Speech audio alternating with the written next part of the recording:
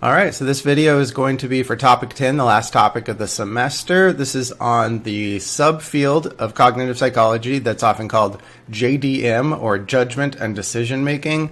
So it's kind of like how we form beliefs and how inaccurate we can be in our thinking, where we're rational, where we're irrational, how to change that. Those kinds of things are studied by cognitive psychologists who work in judgment and decision making. So think of this as kind of the Kahneman stuff. This is actually going to be a short topic in the slides since we end up spending a lot of time on this topic already just by reading the Kahneman book this semester and writing the paper on it.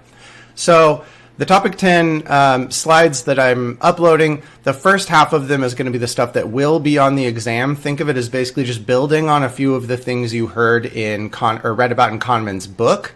But going a little more in depth, giving some more example studies and things like that. And then the second half of the slides is actually a follow-up on the Kahneman book, just following up on some of the studies he talked about and some of the effects he talked about, giving some more updated data or interpretations on those. However, that second half of these topic 10 slides will not be on the exam. So the Kahneman follow-up stuff won't be on the exam, just this first video. Okay. So let's start with the ways in which our thinking is not always as rational as people would like to think. Kahneman talks about the use of heuristics, which we might call it sort of mental shortcuts, and then we'll talk about some biases, some effects, some fallacies in thinking, things like that. So let's start with what do we mean by heuristics. This is usually defined, kind of the simplest definition is just shortcuts, so mental shortcuts that we use.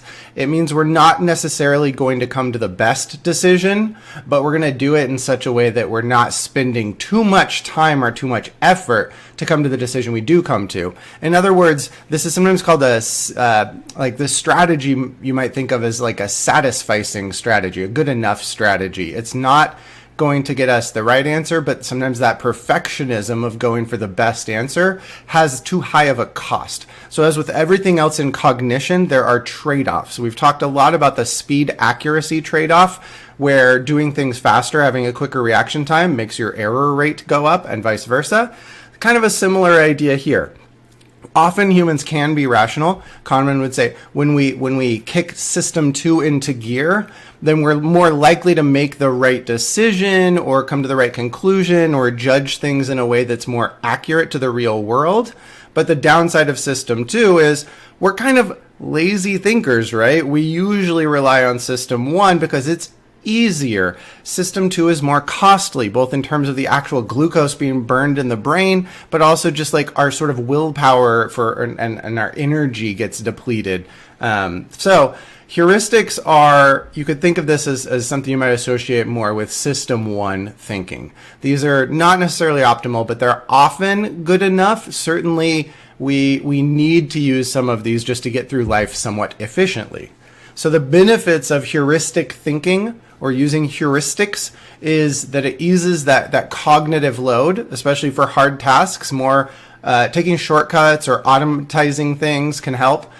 This speeds up our decision making. Basically, you can think of heuristics like rules of thumb or educated guesses, but this also might be kind of like negative things like stereotypes, right? It's other associations that the brain has made that we're just going to rely on those associations. Even though sometimes they won't be accurate, we rely on them to save time or to save effort. But it also means intuitions, right? Which can be good or bad, sometimes accurate, sometimes not. Or following common sense, right? Just a simple rule that I've heard or that I've, used before, that might be fine even though technically it might not actually be correct. And so sometimes these heuristics are good enough, especially in places where the cost of making errors is low. But if the cost of making errors, if the cost of those mistakes is high, that's when we run into major problems. That's when we don't want to use heuristics, or they have a bigger trade-off compared to slowing down and using that system 2 thinking, that more rational thinking, logical thinking. So let's start with an example question. I want you to think about just what is a more likely cause of death in the United States? A, homicide, which would be murder, or B, suicide. And so if we ask people this in general, like the general population, like you might have a certain suspicion just because you're more educated than others, right? So our class might be more likely to get this right. But if we ask the general population, the majority of people actually get this wrong. The majority of people say that homicide, that murder is a more likely cause of death in the United States than suicide. Of course, as psychology students, you're probably even more educated on things related to mental health. And so you might know that this question, actually the answer is B. But why is it that most people give the answer of A? That's the kind of thing that judgment and decision-making psychologists have looked into. And one of the best explanations comes from a specific heuristic called the availability heuristic. Again, you've probably ran into this already in the Kahneman book, but we're just going to go a little deeper now. So the availability heuristic is we make judgments. It also means, things like forming beliefs and making decisions, but we make judgments based on how easily something comes to our mind. That's what we mean by availability. How available is it to our thinking? So for example, recent or familiar examples will bias our guesses, our estimates, our decisions. Things that are easy to recall, our brain just assumes they're more common or probable. This is kind of a substitution thing. When we're supposed to be making decisions based on the actual probability of events, like what is likely to happen if I make this decision versus that decision, we should be making our decisions based on the real probabilities, but instead our brain substitutes in the availability of things, like the ease with which we can get that information to mind, and uses that it like biases our probability estimate, or biases the answer we make based on that. So a common example of this you've probably heard plenty of times is plane crashes. Plane crashes are actually not very common. Not many people die from that relative to how many people use planes and how many miles are traveled in planes. Turns out driving is much more dangerous in general. But plane crashes really stand out in the memory. They're very easy to remember because rather than being a bunch of random car accidents sprinkled throughout the year, sprinkled across the nation, it's a bunch of people all dying at once in a fiery way that gets coverage on the news, and so it has a lot more emotionality. It stands out a lot more. Thus, in the future, comes to mind a lot more easily, so it's more available. Same thing with terrorist attacks. After 9/11, people tend to overestimate the chance of, say, dying in a terrorist attack because the September 11th attacks are so memorable. They come to mind so easily. Or shark attacks, because we've seen movies like Jaws. We've seen it in the movies a lot. People don't realize that shark attacks actually don't kill very many people at all. You're more likely to die from a vending machine falling on you and crushing you. That happens way, way more often than people dying of shark attacks. And yet we see shark attacks in the media, in the movies, and so it comes to mind really easily. It's vivid. It's easier to recall. That's the availability heuristic at work when we overestimate the risk of shark attacks and worry about, I don't know if I want to go in the ocean. I might get bitten. Same things with lottery playing, right? It's very easy for people to overestimate the odds of winning the lottery. Almost everyone who plays the lottery is really, really poor at this. People overestimate their chances of winning by huge amounts because they see people winning. You don't see the millions and millions and millions of instances where someone looks at a lotto ticket and goes, damn, it didn't win, and throws it away. But imagine if you had to watch each and every failed lottery purchase. If you had to watch every single ticket that didn't win and you had just as much exposure to each and every one of those as you did to all of those winning, all those times when you see someone holding up a giant check and winning the lottery, then you might not be so biased by the availability of that really, in this case, positive emotional, but sort of vivid example that comes to mind easily. So those are examples of the availability heuristic. Kahneman gives an example from one of the classic studies back in the 70s that he did with his colleague, Amos Tversky. So they talked about, are there more words that start with R or more words with R as the third letter in the word? And they just asked people, what do you think? Which of these, right? And people think that more words start with R rather than thinking more words of R as a third letter. And that seems to be because it's easier for people to think of examples that start with the letter R. It's very easy to come up with a bunch of words that start with R. It's a lot harder, just a lot more work and effort. Doesn't come to mind as easily when people are trying to come up with examples of words where R is the third letter. And again, this is one explanation for this basic results to the simple question. But of course, they followed up with a bunch of other studies that give more examples and that support that idea of it being availability that makes people answer that words that start with the letter R are more common. So I'll give some more examples of research on the availability heuristic. Another classic study had people consider pairs of possible causes of death, kind of like that warm-up question I gave earlier. So just asking people which of these two is more likely, and this was actually done in 1979. So these data will have changed, right? The numbers are a little different now than what you'll see in the data I show you on the next slide. But people at the time were asked which is more likely to die of lung cancer or motor vehicle accidents, emphysema or homicide, tuberculosis or fire and flames, right? They just made random combinations of every pair of common causes of death. And then for each of those pairs, like that people asked, what the researchers looked at, what I find really interesting and elegant about this study, they didn't just look at the decisions people made and then look at the causes of death and see whether people are right or wrong. To back up this idea of where this is coming from is availability, right? To back up that this mistake in our probability judgments or our ideas about risk, that comes from the availability heuristic. What they did is they looked at news media reports around that time, and they said, how often are lung cancer cases documented in the news? How often do we run into that in the newspaper versus how often do we run into motor vehicle accidents? Or emphysema stories versus homicide stories, tuberculosis stories versus fire and flame stories.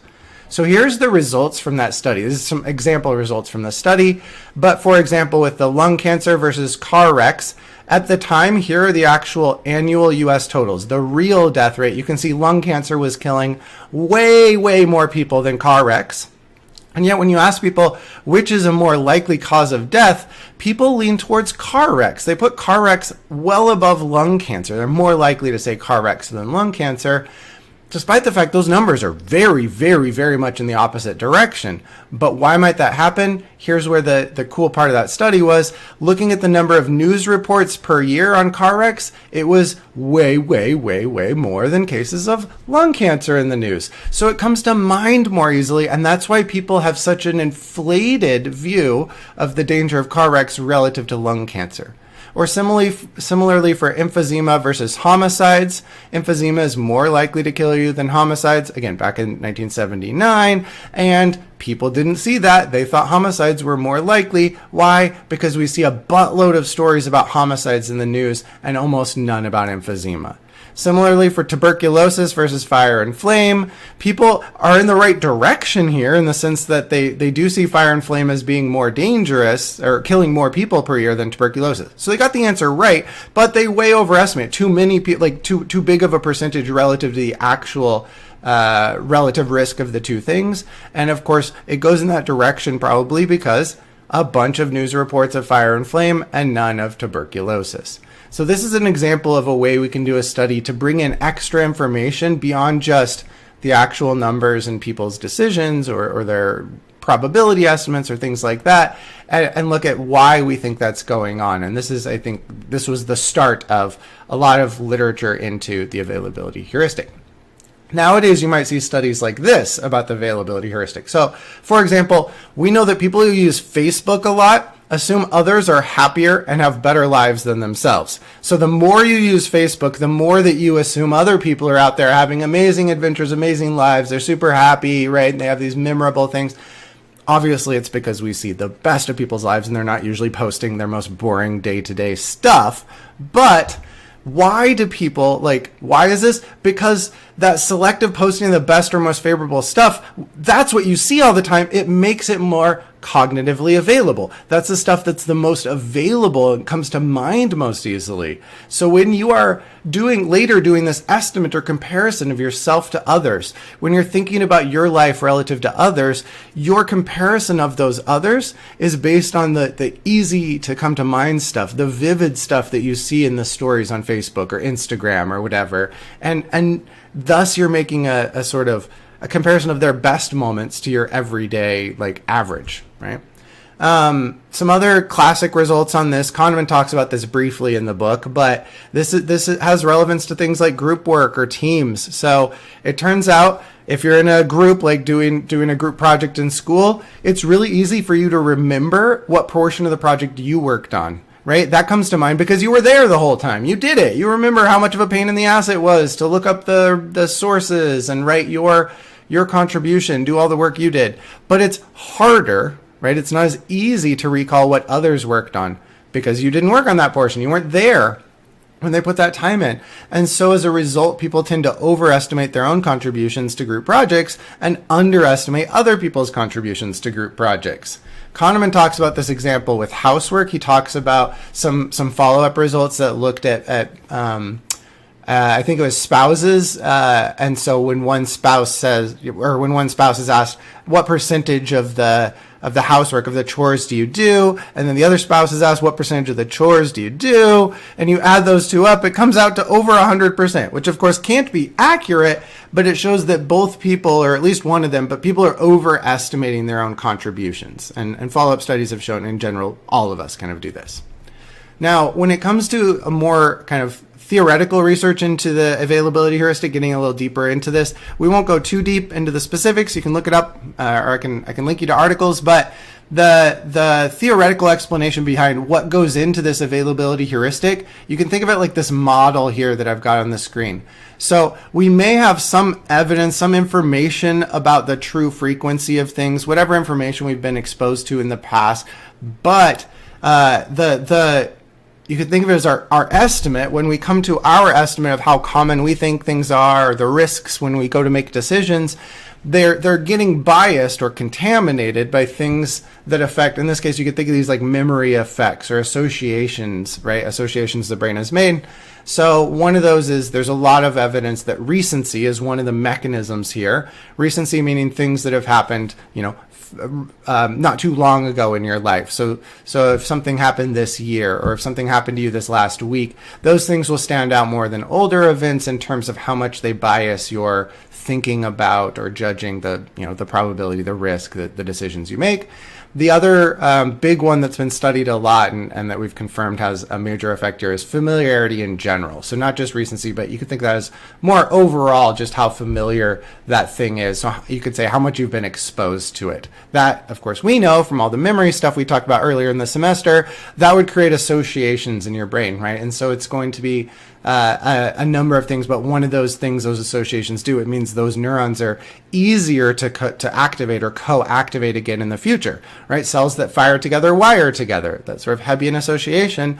That means that we're more likely, if we've seen a thing a bunch of times, to activate that again in the future. That would also be an availability mechanism. It would make it so that when we're in this new situation, if something has any sort of cue related to those associations, we'll activate those things we've seen before, even if they're not as accurate in this particular situation. So we get a biased estimated frequency via those mechanisms that affect availability.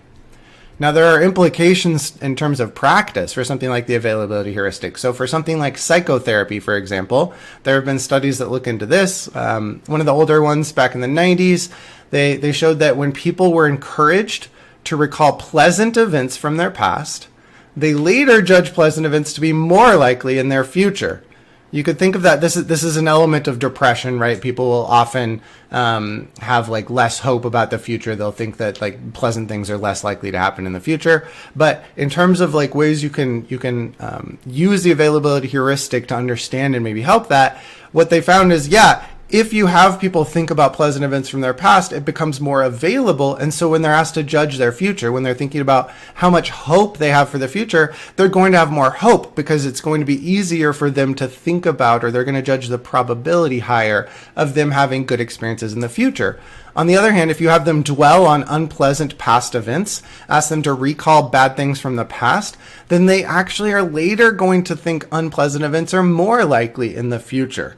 So this has implications in terms of how we think about like counseling or therapy, and might even suggest that in some cases it might be better to have people think about pleasant events than focusing on analyzing, say, bad things that have happened. That's not always the case, right? There's other variables to go here, but this has been one of the examples where people have applied, shown the availability heuristic for something like psychotherapy.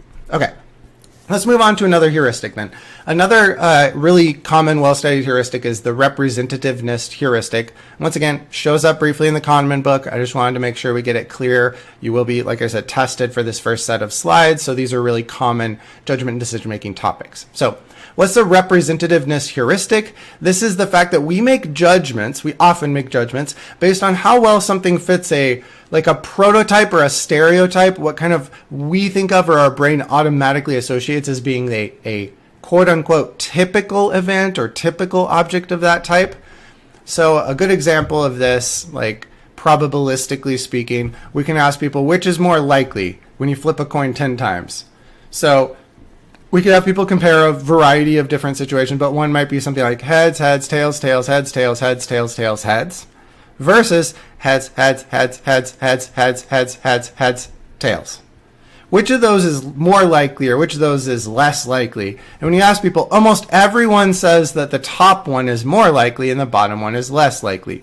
Now that's not the case. These are equally likely, and it may have been a while since you took Psych 295 or a statistics class along the way. But remember, each of these events, when you flip a fair coin, right, each of these events is equally, I should say, this actually, the prompt in the real studies is when flipping a fair coin 10 times. But each of these is an independent event. So a 50% chance of heads or tails, 50% chance of heads or tails, 50% chance of heads or tails. Same thing here. And actually the odds of any combination of 10 in a row is all equally likely. All of them are the same odds. Now, types of combinations, right? This type, a combination that looks like this, is less common than a combination that looks like this, even though these individual possibilities are equally likely. That's where we're getting lost. We judge how likely something was to have occurred based on what it looks like, whether it looks like a sort of typical kind of thing versus fitting our prototype of a atypical or unrandom streak, right? But streaks happen just based on random probability. Streaks will happen all the time. And a lot of research has shown that humans are really bad at generating random sequences. Like if we just try and make a random sequence, we tend to avoid streaks. Like if you tell people, what would a random set of 20 or 30 coin flips look like, and ask them to just write out an example, a possibility, very few people put in 3 tails or 3 heads in a row, even though that happens all the time. It's very probable to happen when you flip a coin 10 or 20 or 30 times. So we're bad at these basic kind of judgments, but why we're bad seems to be the representativeness of what we're looking at. So that first example, the heads, heads, tails, tails, heads, tails, heads, tails, tails, tails, heads, that resembles what we might think of as sort of the typical case in our brain. So it looks more random to us. It represents our idea of random. Let me give you an example of this. This is not, you might look at first a little bit like the Linda example, but this is not the Linda example from the book. That was totally different. That was about the relative probability of A happening versus A and B happening. This is a different thing, but I'm just going to give you a little vignette here, a little story. Sarah loves to listen to New Age music and faithfully reads her horoscope each day. In her spare time, she enjoys aromatherapy and attending a local spirituality group. And the question asked of participants in a study, this was one of the example questions, they read about Sarah and then they were asked, is Sarah more likely to be A, and they put in a couple professions, so a school teacher or holistic healer. So when we look at a question like this, it seems pretty straightforward, right? You're like, okay, Sarah is a holistic healer in this case, or more likely to be a holistic healer in this case. Unfortunately, that's not necessarily the case. So actually, if you look at the number of holistic healers in, say, the United States versus the number of school teachers in the United States, there are a metric crap ton more school teachers than there are holistic healers. Just way more school teachers in general. And so if you think about it, there are so many more school teachers out there that probably a bunch of them, some subset of them just happen to be into new agey stuff and aromatherapy and things like that. And actually, just based on there being so many more school teachers, probably the school teachers who happen to have these personality traits, they're going to be more common than holistic healers in general, than the total number of holistic healers out there, right? Just because there's so many more school teachers. So the problem when we're looking at information like that and judging based on things like representativeness, right? We're judging based on, oh, well, she's got these traits that definitely fit with my idea of holistic healer. So it fits based on that representativeness heuristic. But what's going wrong is we're ignoring base rate information. So this is often called base rate neglect, and it's been studied a lot in judgment and decision making. Base rate neglect is we tend to ignore information about the general rate of something in the population. So that's the base rate. In other words, when we look at a question like that, we look at how much the description fits our representation, the representativeness of holistic healer versus school teacher, and we ignore really freaking important information, which is how many damn school teachers there are and how many holistic healers there are. That is part of the puzzle that we ignore. Why? Because it's not in front of us. It doesn't come to mind easily. It's not something we take into account or spend the cognitive effort to think about when we're asked to just make a quick decision or judgment like that. So we ignore that information. This is kind of like what Kahneman talks about in the book as what you see is all there is, right? When we make our judgment, we forget to look for all the information that we're not currently seeing, all the information that's not currently being presented to us, but that might still make a big difference. Our brain has to work hard. It has to kick into gear system 2 and slow our ass down if we want to take into account all that other information that isn't there in front of us right now. And one of those important pieces of information, as we'll see in the next few slides, is the base rate, how common something is in the first place. And if we ignore that, then we make lots of mistakes about, in our decision making and about risks and things like that. So we usually tend to overemphasize the information about a specific situation while ignoring the general information, the general rate or the background information, the base rate of things. Here's an example. I actually took this example from Wikipedia, and then I'll give you one of my own. But imagine you're living in a city with 1 million population. And that city, that 1 million person city, happens to have, let's just say, 100 terrorists in that city. Now, the city decides to install surveillance cameras that have facial recognition artificial intelligence software. And we've tested these things a whole bunch, and we know that these cameras succeed in recognizing a real terrorist 99% of the time. So it's pretty darn accurate. They will usually catch a terrorist if the terrorist walks in front of any of these cameras. And then when scanning an innocent person, the system is also pretty damn accurate. It's correct 99% of the time. So most of the time it will give a non-alarm for innocence. It won't, give a false alarm. It won't go off. So the question then is, here's the big question. Let's say we've installed that system. We now know we have this very accurate surveillance system in the city. It covers the whole city. So all 1 million people, as they go about their day-to-day lives, are going in front of these cameras. The question is, if the system goes off for someone, the system says, this person is a terrorist, what is the chance that person is a terrorist? What is the odds? If they're getting a yes from the system, which remember is 99% accurate, what are the odds that that person is a terrorist? I want you to take a moment and come up with a specific number. Imagine in a study I forced you to write down a certain number as your best guess. So a 99% accurate system, what are the odds if it says someone's a terrorist that they are a terrorist? Hopefully you've come up with some number here. Most people, when they do this, they come up with a pretty high percentage. Most people realize it's not going to be 100% correct. And even a lot of people don't put down 99%. They realize something else must be going on here. It's not going to be perfect, right? But I often see numbers like 98%, right? Because you're 1% inaccurate here, 1% inaccurate here. Turns out that is way off. If that 99% accurate system goes off for someone and says they're a terrorist, the odds in this scenario I came up with are actually less than 1% that person is a terrorist. And you might be like, how is that possible? Well, you have to think about the base rate of how many people there are out there that are innocent versus the very few out there that are terrorists, which means if we're scanning everyone, including all million or so of the innocents, right? Close to 1 million innocent people are getting scanned, then even that 1% error rate, right? That 1% false alarm rate is enough that we're going to get about 10,000 false positives, 10,000 times that system goes off and says, look out, this person's a terrorist. Go check into their past. Go check into their stuff. Like, go spend a bunch of FBI resources looking into this person. 10,000 times that'll be a false positive. Whereas the system did catch almost all of the real terrorists. They're in there too.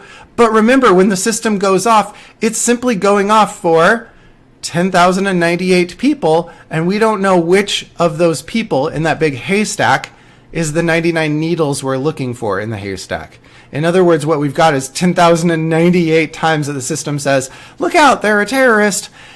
And most of the time they're not. So if we don't have the resources, the FBI resources or whatever, to look into all 10,098 people, then the system hasn't helped us very much, right? We've got a problem because the system is scanning so many people that even that 1% false positive rate, even though for most of the people, for 989,000 people, almost 990,000 people, the system was correct. And it said they're safe and fine. We just get so many false positives because the base rate of how many people there are in the city, how many innocent people there are, is so big.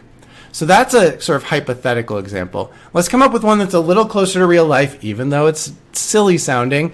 My example would be, imagine that butt disease occurs in, let's say, 1 in 32,000 people in the U.S., and the population of the U.S., just FYI, is about 320 million. I'm just going to use that as a nice round number. So we've got a big population in the U.S., 320 million people. Butt disease happens to about 1 in 32,000. Turns out doctors have a really accurate test for butt disease. And that test is accurate 99% of the time. Meaning, if you have butt disease, 99% of the time, it's going to give a positive result. And you're going to be like, oh, crap, I have butt disease. Thank you, doctor. If you don't have butt disease, though, 99% of the time, it'll give a negative result, which is good, right? If you don't have butt disease, you don't want to be told you have butt disease.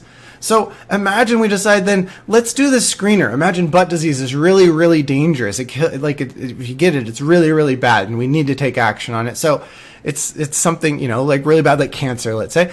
Then maybe we decide, if this is a cheap enough test, we just want to do this screening test for everyone, right? Especially if it's a cheap and easy screening test. Why not screen everyone in the population so we can catch this dangerous butt disease before it progresses and kills all these people or makes their butts fall off or whatever it is? So imagine we decide to mandate butt disease screenings for everyone in the population. You get tested, you go get your test, and it comes back positive. Oh no. Oh crap, right? This just got real. This just got real because it applies to you. The question is, as you walk out of that doctor's office that day, the doctor says, I'm sorry, the test came back positive. You have butt disease. What are the odds that you have butt disease? It's a 99% accurate test. It's a really accurate test. What are the odds you have butt disease? I'll give you a second to think about it. Again, now that I've given you like the warm up on that first one about the surveillance, then you'll probably be a little more accurate here. But let's actually just carry out these numbers. What we have is a population of 320 million people and a disease that happens to 1 in every 32,000. So just by dividing those, what you get is, I've set it up so that 10,000 people in the entire U.S. population, 10,000 people have butt disease. Right? It was rare. 1 in 32,000 is very rare. So it's a rare disease. Very few people have it. But now if we go and screen everyone in the U.S., what's going to happen is the 10,000 people that do have it, yes, most of them are going to get accurate results back. It's 99% positive. So 9,900 of them will test positive and be able to get treatment so their butt doesn't fall off. That's great. And yes, there's a 1% false negative rate, a 1% where they test negative, and so they don't know to get treatment, and that'll happen with a 99% accurate test. That's just going to happen. We can't avoid. No test is perfect, but that means those people won't get treated, and that's that. Well, what about the other 319,990,000 people who don't have butt disease? Because that's most everyone, right? That's just about everyone doesn't have butt disease. Well, if we mandate screening for everyone, and they all go and take that 99% accurate test, then it turns out, yes, 316 million or so are going to correctly come back with a negative test. They don't have butt disease, and the test says they don't have butt disease, and that's great. But holy crap, 1% of these people, it's only 99% accurate here, so 1% of these people are going to get a false positive. What's 1% of 319 million people? It's about 3.2 million. So 3.2 million people will get a positive test, and then another 9,900 people get a positive test. But these are all mixed together. When the doctor does the test, they don't know if you're one of the people in this group or this group. They just know you're one of the 3.2 million plus 9.9 thousand people who tested positive. So the total who test positive is a little over 3.2 million, and only a tiny bit of those are real. So it turns out, in this case, if you get a positive test, if everyone's mandated, everyone goes and gets screened, and you're one of the people who gets back a test that says positive, you have butt disease, you should go get treatment. Turns out you actually only have a 0.3% chance, less than a 1% chance of having butt disease, even though a test that's 99% accurate told you you do have butt disease. There's only a 0.3% chance you actually do have it. I want to let that sink in for a minute. That's really important, because there have been a number of cases in real life where bodies like the American Medical Association have to come up with recommendations for things like, say, breast cancer screening and mammograms when you should have those, or screening for other diseases. And so for a while there were recommendations that, every woman of a certain age, a pretty young cutoff, should get mammograms every year, and that people should get tested for certain, like prostate cancer or something like that when they're really young. And it turns out, if we do that, even though the base rate might be low of that disease in the population, relative to how many total people there are, the base rate of those things at younger ages might be fairly rare, then that means having everyone follow those recommendations, it's kind of like screening the whole population here. What happens is you flood the system with false positives. You get a bunch of people who are getting false positives, and that can have real world costs in terms of where we put the limited resources we have for treating people, but also in terms of just the emotional cost of receiving a positive result for something like, say, breast cancer or prostate cancer, and then having to go through, slightly more dangerous procedures of biopsies and follow-up things to confirm it, or other decisions that people might make based on that stuff. So there are downsides to those screenings, but we only see that if we take into account the base rate. So it's really important, and this is why we've gotten changes into some of those recommendations that they say only when you reach a certain age, in other words, when the base rate of the disease has become higher, that we start to mandate regular screening for people without any symptoms, people who don't already have symptoms. Of course, if you already have symptoms, then you're not it's not like a blanket screening for everyone, right? At that point, then you've narrowed it down. You are more likely to have it. So of the people who have symptoms, where the odds you have it, now the base rate might be more reasonable. Still, we run into the problem of false positives. But yeah, this is a pretty realistic, as funny as I made it, this is a pretty realistic scenario, and why we can't just randomly test everyone for things, or if we do. So, for example, for something like the coronavirus, it might be important to get widespread testing even for people who aren't showing any symptoms. Okay, that's great. That gives us good information if we're careful about how we interpret that, so that we take into account the proportion that may be false positives and false negatives, so that we don't use it as individual diagnostic information. If we're doing widespread screening, then it becomes a little less useful as individual diagnostic information about how I should judge my odds of having it just because my little pinprick test on my hand says I have it, right? I can be a little more skeptical about my individual results, but then the epidemiologist can actually aggregate the results, and they do take into account things like the base rate, and so they can actually judge how many of these are false positives and things like that. You can model it very easily, but we have to take that into account. Most of the time when we make decisions, we don't.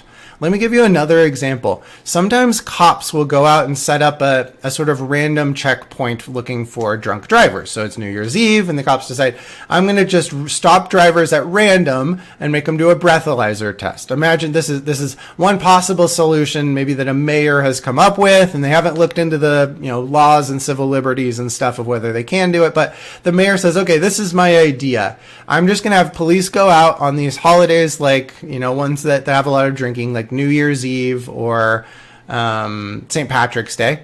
And they say, okay, I want you to go out and just do random stops and have people take a breathalyzer randomly. And let's say, I'm just making these numbers up, but let's say on a night like that, 1 in 1,000 drivers is driving drunk. Right? I don't know what the actual odds are, but you have to imagine most people driving are not drunk. Even though, yes, on those nights it's more common, most drivers still are not drunk, thankfully. But we'll just say 1 in 1,000 drivers happen to be drunk. Or especially if we do this on a random night, not just on a holiday night. Maybe we just decide to do this in general to start catching drunk drivers. So we've got 1 in 1,000 people are actually drunk. 999 are not, of all the drivers who, every 1,000 that get stopped. And let's say that the breathalyzer is so accurate that it never fails to detect a truly drunk person. If someone is legitimately drunk, they will get caught 100% of the time with this breathalyzer that someone has invented or purchased. And let's say it gives a false positive just 5% of the time. Now, if someone in this situation, if someone blows positive on the breathalyzer, they're one of the random people at a police stop and they blow positive on the breathalyzer, what is the chance they are driving drunk? I want you actually to maybe take a couple minutes, pause the video, and try and calculate this yourself, the way I've done for the last couple examples, and try and find what the actual odds are that a person is driving drunk if, during this random screening, they happen to blow positive on the breathalyzer. Because remember, this might change what a police officer does, how a police officer treats that person if they blow positive on the breathalyzer versus not. So how should the police officer act? What should they take from a positive blow on the breathalyzer? So I'm going to ask you to pause the video now and try and calculate it yourself. Okay. Hopefully you gave that a shot. You tried calculating it out. Here's the answer, the actual results. If someone in this situation blows positive on the breathalyzer, which remember, breathalyzer is really accurate. It never misses a drunk person. And it's still 95% accurate even when people aren't drunk. But because the base rate of people of being drunk when driving is pretty low, the odds are actually about 2%. So if you calculate this out, you should have gotten an answer of about 0.019. Why? Because you just have to look at, for every 1,000 drivers, what's the setup here? One is drunk, and they will get caught. We know that it never fails to detect. So when that one person gets screened, they will be caught. But the 999 who are not drunk, when they get screened, we're going to get, if you calculated out the odds, the 5% odds here, we're going to get around 50 false positives. So 1 in 50, that's about 0.019. Because again, we've got one who's actually drunk added to the 49.95 who aren't, so the 50 or so.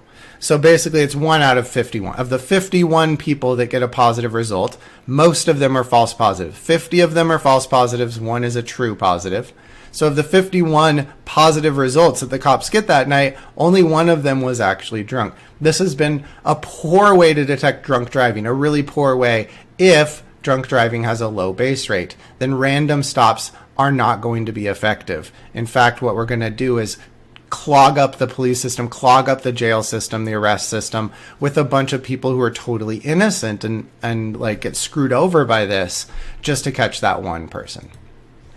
Now, thankfully, this isn't all hopeless. As with a lot of these heuristics and biases and other things we talk about here, there's actually some research starting in the 90s. One of Kahneman's, we'll say nemesis, academic nemesis, is Gerd Gigerenzer. And he has, with his lab group and his collaborators, has published quite a bit of research suggesting that there is some hope to a lot of these things. Like, for example, people can be taught how to use base rates, and it does lead to an improvement in their decision making. They become more accurate about risks and more accurate in terms of the decisions they make.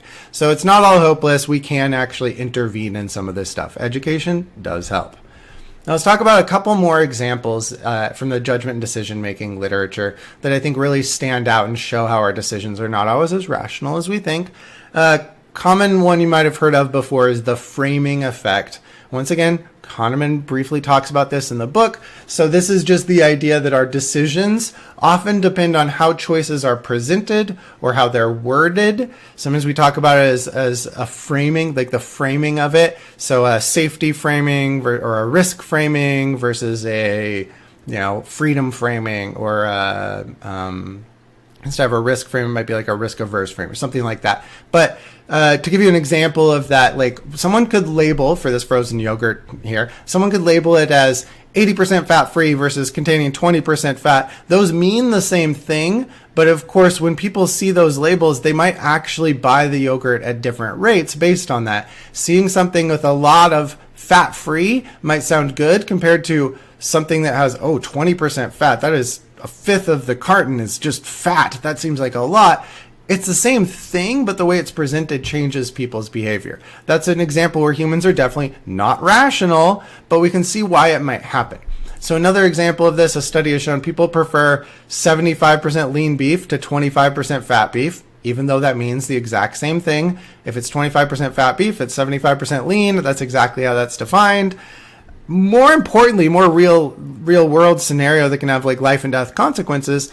There have been studies of doctors, people who make decisions every day in terms of whether they recommend a drug or a surgery or whatever. One of the early studies showed that 82% of doctors will recommend a surgery if they're told that it has a 90% survival rate. So they're told about this new surgery has a 90% survival rate, and most doctors, the vast majority, 82%, will say, yes, I would recommend that surgery for this condition. But if they're told that the surgery has a 10% mortality rate instead, then only about half of them recommend the surgery for that same condition. Now that's weird because a 90% survival rate is the same thing as a 10% mortality rate. But one is worded in terms of survival, a sort of positive frame, and one is worded in terms of death, mortality, which is a negative frame. And that seems to change how people interpret those same numbers, that same situation, and they make very different decisions. These are literally life or death decisions about how we should treat people that show that doctors are not necessarily rational in their decision making for these things. Kahneman, I think, briefly gives this example in the book. I don't remember now, but this is one of the most famous examples, the early examples of demonstrating the framing effect. We actually did this demo in class, and I'll come back to our results shortly.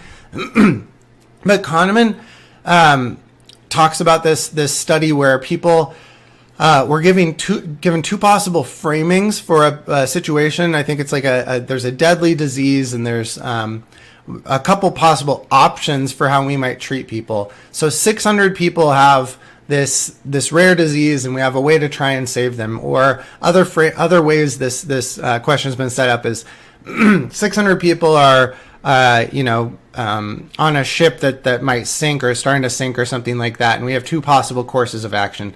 One course of action or one treatment. So option A guarantees for sure, there's no probability, it's just a guarantee 200 people will be saved, versus would you rather do option B, which is a 1/3 probability of saving everyone, all 600 lives, and a 2/3 probability of saving no one, of saving 0 lives. Now, if you calculate this out, 1/3 chance of 600 lives or 2/3 chance of no one, that actually comes out to the exact same thing in terms of the probability, the odds. In both cases, the expected odds over, if you did this probabilistic one a bunch of times over and over and over again, it averages out to 200 people being saved. That's kind of the expected results, the expected odds. So it's the same general number of people that'll be saved in both of these cases, but one is a sort of certainty decision. I don't want to take a risk and try and save everyone. I'm just going to go with the certain thing and guarantee these people will be saved. Versus in this one, it's more like, I'm going to take the risk. I'm going to take the probabilistic option, the option. I'll take a bit of a risk and hope that I can save more people. Hope maybe I'll get all 600 saved. So that's one version that was shown to some participants in the study, but then other participants, this was a between subjects design, so other participants saw a similar question, a similar scenario, but treatment A versus treatment B, the decision they had to make was worded slightly differently. So in this first version, the version I just talked about, what happened is most people decide to avoid risk, to play it safe, to not go with the risky option, go with the consistent option where we know for sure what will happen. It'll definitely be 200 people being saved. That's what most people prefer. Not many people say, hey, I want to roll the dice and try and save everyone. They don't take the risk like that. They don't gamble like that. Okay? Now, on the other hand, if we show the other people in this study the same scenario, but we word the treatments, same treatment options, but worded slightly different. So for treatment A, we're still going to guarantee 200 people are saved and 400 people die. That's what this treatment A meant up here, right? If 200 people are saved out of 600, behind the scenes, that means 400 have to die, right? So same thing down here. We're just wording that same outcome, that same treatment, slightly different. We're just focusing on the death. So we're saying 400 people will die, which behind the scenes means 200 people will be saved. So treatment A is the same in both cases. And likewise, going over here to treatment B, the more probabilistic, the gambling option, a 1/3 probability that no one will die and 2/3 probability that 600 people will die. That means that comes out to an expected value of 400 people dying on average across a bunch of repeats of this probabilistic gambling. So it's the same overall probability. Again, the chances are that on average, 200 people will be saved, 400 people will die, regardless of any of these four. All of these four are the same in that scenario. But this is the more gambly one where you take a chance at no one dying versus, oh, there's a pretty big chance that suddenly everyone will die instead of just 400. And in this negative framing where we're just focusing more on death rather than on saving, that's the real change here, is just changing from wording things about saving to wording the same outcomes in terms of death. Suddenly people reverse their choice. People become less risk averse when there's that loss, right? They're averse to loss, so they start to say, I'm going to take risks because loss is bad. Like death is bad. I'm going to take the gamble to try and avoid that loss, to try and avoid that death. So suddenly people are like, yeah, let's go treatment B, let's gamble, even though the odds are kind of the same in all of these, but people's decision changes very differently just based on how you word the options to them. So the way this has been interpreted in the literature is when dealing with possible gains, like lives being saved, people tend to avoid risks, whereas when dealing with possible losses, like lives lost, people tend to seek risks. And the rest of Kahneman's book, I didn't assign the whole book, but in part 4, Kahneman talks a lot about this risk aversion and decisions when it comes to probabilistic stuff like this.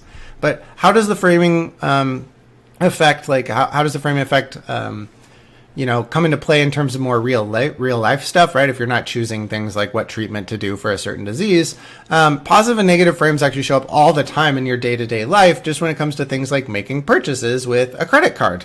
So there's different ways you can think about what it is to use a credit card. When you use a credit card, what it means is someone has some business, the business you're at has a contract with Visa or MasterCard, right? And they have a contract that says, we're going to give you a certain percentage of each sale, or maybe a small fee or whatever, but a certain amount of money that goes to the credit card company every time that a transaction is done with a credit card. Now, you might not realize this because when you're standing there at the counter and you decide, I want to buy a pack of gum, you could pay for it with cash or pay with it with credit card, and the amount comes out the same for you. So it doesn't feel like there's any cost to using a credit card, right? It's actually been hidden from you. How or why is it hidden from you? It's actually based on some lobbying by the credit card companies early on. So credit card companies, their whole business setup is that they're charging the businesses a small amount of money for each transaction.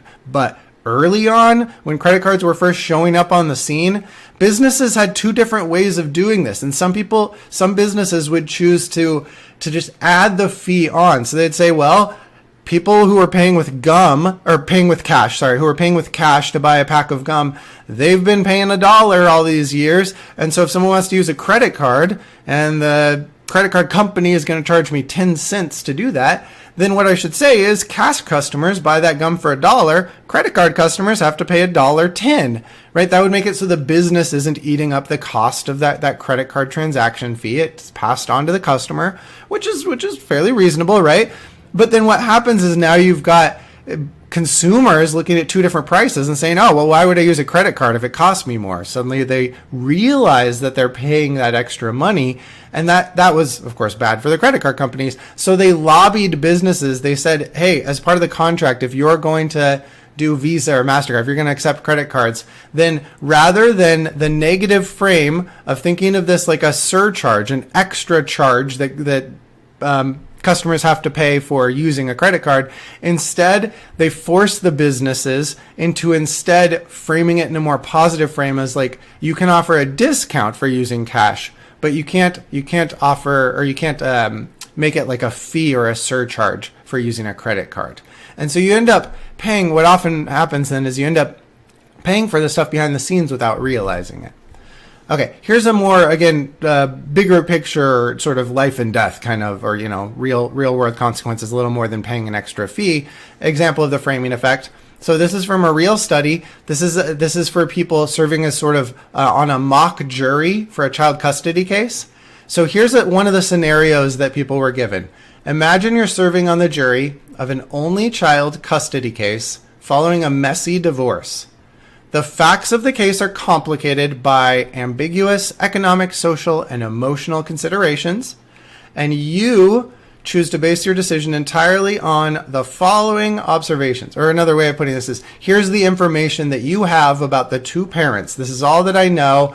I'm not going to tell you their gender or anything else. I just know these two things about the parents. This is kind of a summary of, let's say, the interviews that the social workers have done with the parents or something like that. The question participants were asked is, to which of these two parents, parent A or parent B, would you award sole custody of the child? So let's say you had to give sole custody to one of the two parents. So parent A has an average income versus parent B has an above average income. Okay. Parent A, average health. B, some minor health problems. A has average working hours. B, lots of work-related travel. Parent A, a stable social life. B, extremely active social life. And parent A, reasonable rapport with the child, whereas parent B, very close relationship with the child. Now, of course, all of us, when we look at this and try and make these decisions, we're all going to come to very different decisions here, just based on how we feel about, a parent that travels a lot for work, or what are the implications of a parent that has health problems, or is it better for the kid to have that above average income and the more active social life, or is the close relationship more important? Like, what are the things we prioritize? Okay. So everyone will come to a different consensus on this. That's totally fine, or a different decision here. That's totally fine. Here's what they found when they did this with a large sample of Americans. Most people ended up leaning towards parent B, so about 2/3 of people lean towards parent B getting custody of the child. So look at the difference here. It's close to 33%, 66%. So it's close to 1/3 versus 2/3. That's the distribution here of who's more likely of these parents to get the custody of the child. Now, notice in the wording here, I've highlighted it for you. In the actual study, they didn't highlight this word. It just said, to which parent would you award sole custody of the child, written in a normal font. But I wanted to highlight this because then they showed this same scenario to a different set of participants. It's another between subject study, so different participants in different conditions, but the only thing they changed was this one word. So instead of this positive framing about awarding custody of the child, they just asked, to which parent would you deny sole custody of the child? So now it's a negative framing. Which parent is getting denied access to their child for the rest of their life? So it's this more negative framing. And the question is now, will people make a different decision? They still have to award sole custody to someone, but will they make a different decision? Will the child be more likely to end up with one of these parents if the wording in this custody dispute, if the slight change in the wording is that negative frame instead of a positive frame? And sure enough, yes, the change, we end up getting much closer to a 50% spread. So there is still, in this case, this is parent A, slightly more likely to get denied. So we still have the child a little more likely to go to parent B, but it's no longer 66% probable to go to parent B. Now it's only 55% probable. Slightly more than half rather than 2/3 of people giving custody to parent B. And all we changed was a single word in that prompt. And that's crazy if you think about the fact that people make these decisions all the times when they're serving as juries or on juries or as judges or doing other things that have real life consequences to people. Our decisions are not as rational as we think. Even when we're sitting there trying to think like what really would be best for the child, turns out we are getting manipulated not just by the facts of the case, but also by something as simple as the wording. So that's the end of the topic 10. I said it was going to be kind of a short topic. That is all we're going to have that's going to be tested on exam 3. There will be one more video on topic 10 for the rest of these slides, but it's just going to be a follow-up to Kahneman. It won't be tested on the exam, but remember, there will be practice questions below that. So continue all the way to the bottom of those slides for topic 10, and you will see practice questions for this first part that we just watched, the part that will be on the exam.